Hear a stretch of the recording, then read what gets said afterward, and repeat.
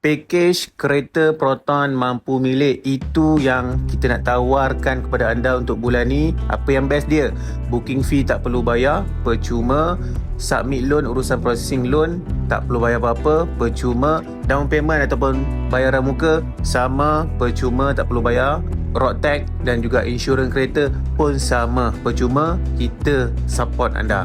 Itulah yang best dia untuk package kereta Proton mampu milik ini. Untuk proceed apply package ni, anda wajib memiliki IC dan lesen kereta, mempunyai slip gaji, dan gaji mestilah masuk ke bank. Okey, gaji cash tak boleh. So anda perlu ada bank statement.